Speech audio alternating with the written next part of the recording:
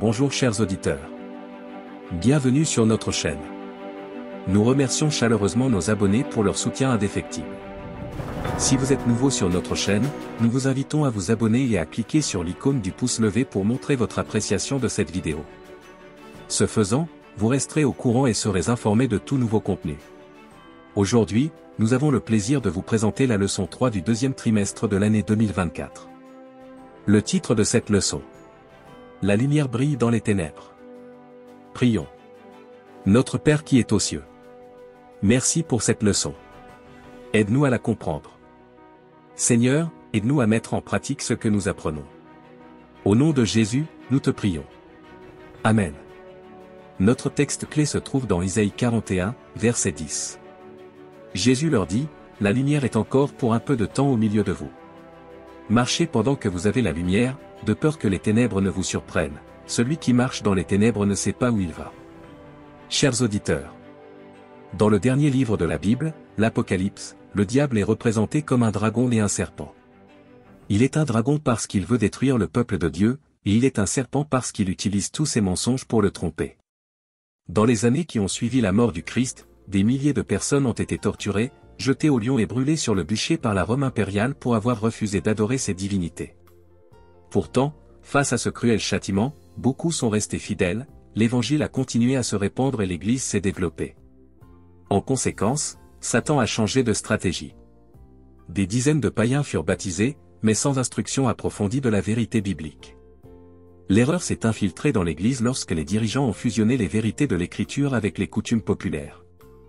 Les 4e et 5e siècles ont été des périodes de compromis où les prélats de l'Église ont mélangé les pratiques païennes avec l'enseignement chrétien. Pourtant, même dans les moments les plus difficiles de la vie, Dieu était continuellement avec son peuple. Ils ont trouvé Jésus, le chemin, la vérité et la vie, et par la puissance du Saint-Esprit, ils ont tenu bon, même face à une pression écrasante les incitant à renoncer à leurs convictions.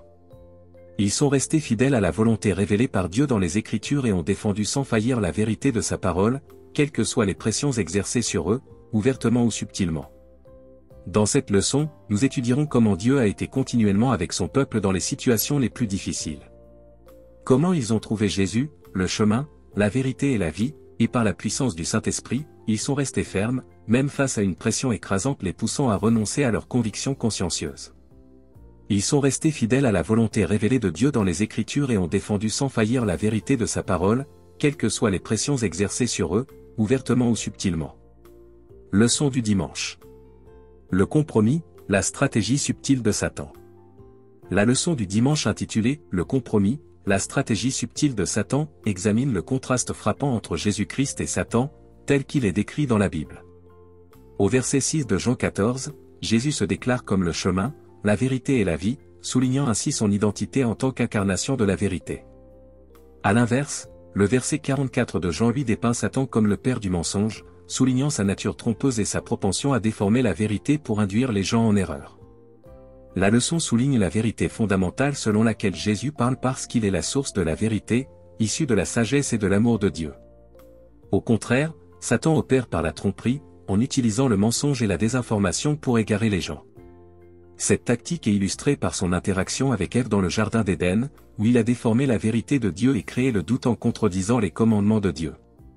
La leçon souligne l'importance et la puissance de la parole de Dieu pour discerner la vérité et résister aux tromperies de Satan. Des passages tels que Proverbe 23, verset 23, Jean 17, verset 17, et Jean 8, verset 32 soulignent la centralité de la vérité trouvée dans la parole de Dieu. La citation d'Ellen G. White tirée de « La grande controverse » illustre comment Satan cherche à garder le contrôle en supprimant la connaissance de l'Écriture, car elle a le pouvoir d'exposer ses mensonges et de donner aux individus les moyens de résister à son influence.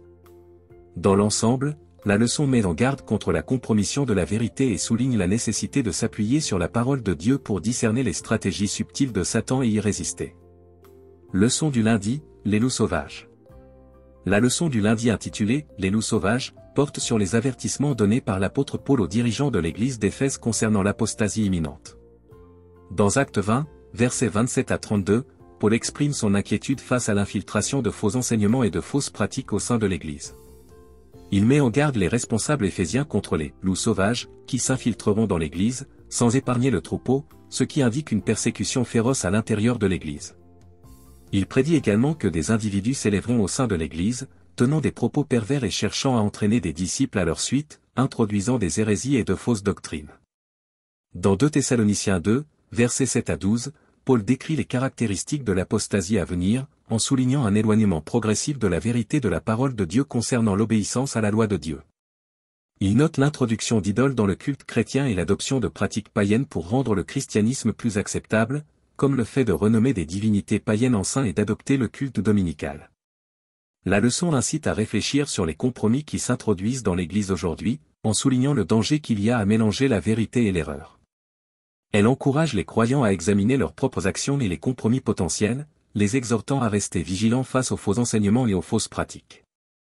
Leçon du mardi. La leçon du mardi intitulée « Sauvegardée par la parole » souligne l'importance de la Bible en tant que révélation infaillible de la volonté de Dieu et protection ultime contre les tromperies de Satan. S'inspirant de Jean 17.15, verset 17, et d'Actes 20, verset 32, Jésus et l'apôtre Paul soulignent tous deux l'importance des Écritures pour protéger les croyants de la tromperie.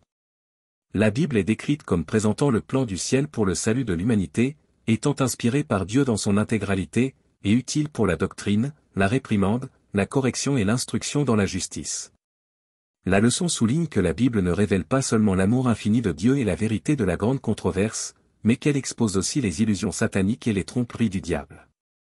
Tout au long de l'histoire, Satan a cherché à saper l'autorité et l'influence de la parole de Dieu. En outre, la leçon remet en question la notion selon laquelle la Bible n'est qu'une création humaine, en soulignant qu'elle est la parole de Dieu et la norme ultime pour comprendre toute vérité sacrée. Elle critique la pensée moderne qui se concentre trop sur le côté humain de l'écriture, arguant que de telles perspectives sapent son autorité et son inspiration. Enfin, la leçon exhorte les croyants à s'opposer fermement à toute tentative de saper l'autorité et l'inspiration de la Bible, en la reconnaissant comme le fondement de leur espérance pour l'éternité et l'ultime garde-fou contre la tromperie. Leçon du mercredi, le raisonnement humain en dehors de l'écriture. La leçon de mercredi traite du rôle vital de la prise en charge de la communauté dans la croissance de l'Église chrétienne primitive. L'expansion de l'Église n'était pas seulement due à la prédication de l'Évangile, mais aussi à sa mise en pratique par des actes de compassion et de service, à l'image du ministère de Jésus lui-même. En examinant les passages d'Actes 2, versets 44 à 47, et d'Actes 3, versets 6 à 9, nous voyons ces passages, les principes du christianisme authentique. Ces principes consistent à suivre l'exemple d'amour sacrificiel et de compassion du Christ, qui se manifeste dans l'engagement de l'Église à répondre aux besoins holistiques des individus. Dans le conflit cosmique en cours, l'Évangile vise à restaurer l'image de Dieu dans l'humanité, ce qui englobe la guérison physique, mentale, émotionnelle et spirituelle. La promesse de Jésus d'une vie abondante, Jean 10, verset 10, souligne son désir de plénitude dans tous les aspects de l'existence humaine. Avec la crise imminente qui précède le retour du Christ, la leçon souligne l'urgence de la grâce curative du Christ et le rôle de l'Église en tant qu'ambassadrice de son amour. En tant que représentants du Christ, les chrétiens sont appelés à toucher les autres avec son amour et sa compassion, contrant ainsi les accusations de Satan et manifestant l'amour du christianisme du Nouveau Testament les uns pour les autres et pour leur communauté. Leçon du jeudi, la bataille de l'esprit. La leçon du jeudi se penche sur 2 Corinthiens 4, versets 3 à 6, et examine le concept de l'aveuglement spirituel causé par l'influence du « Dieu de ce siècle », identifié comme étant Satan. Le passage explique comment Satan aveugle l'esprit des gens, les empêchant de croire à la vérité. Le commentaire met en évidence les différentes méthodes employées par Satan pour y parvenir, notamment en empêchant l'étude de la parole de Dieu, en distrayant les individus par des activités mondaines et en faisant appel à l'orgueil et à l'exaltation de soi. Il souligne que le manque de connaissance des perdus n'est pas dû à une incapacité à comprendre, mais plutôt à un refus de croire, Satan jouant un rôle actif dans l'aveuglement de leurs yeux à l'égard de la vérité. La leçon souligne que l'Évangile est le moyen de démasquer les tromperies de Satan et de guider les individus des ténèbres à la lumière. De plus, la leçon fait référence aux versets 4, 5, 9 et 14 de Jean 1, qui décrivent Jésus comme la lumière du monde, soulignant son rôle dans la dissipation des ténèbres spirituelles. Les premiers croyants chrétiens sont décrits comme étant totalement engagés envers le Christ, le reconnaissant comme la source de la lumière dans leur vie et demeurant inébranlables face à la persécution et à la tromperie. Dans l'ensemble, la leçon met l'accent sur la place centrale du Christ dans le message de l'Évangile et souligne l'importance de lui rester fidèle au milieu des ténèbres et des tromperies perpétuées par Satan. Chers auditeurs, Dans de nombreuses régions du monde, en particulier là où les gens ont un accès libre à la Bible, Satan a utilisé d'autres moyens pour affaiblir son influence. L'un des moyens les plus efficaces a été le recours à diverses recherches scientifiques ou même à l'érudition biblique, qui prend parfois des positions qui, si elles étaient acceptées, mineraient la confiance dans la parole de Dieu.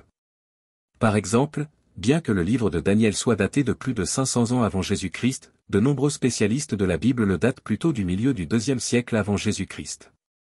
Ils soutiennent qu'il a dû être écrit à cette époque, sinon le prophète aurait annoncé l'avenir avec précision, ce qui ne peut pas arriver. Par conséquent, ils affirment que Daniel n'a pas été écrit à la date indiquée, mais plutôt des centaines d'années plus tard. Malheureusement, ce mensonge sur la Bible est l'un des nombreux que l'érudition moderne cherche à nous imposer. Et malheureusement, beaucoup de gens acceptent cette erreur parce que, après tout, les érudits bibliques l'enseignent. Il n'est donc pas étonnant que Paul nous avertisse, mettez tout à l'épreuve, retenez ce qui est bon. En conclusion de cette leçon, je vous encourage à en partager les enseignements avec vos amis et vos proches. Réfléchissez aux questions posées et voyez comment elles s'appliquent à votre vie et à votre cheminement de foi. Que Dieu vous bénisse alors que vous continuez à chercher à comprendre et à grandir dans votre relation avec lui. Amen.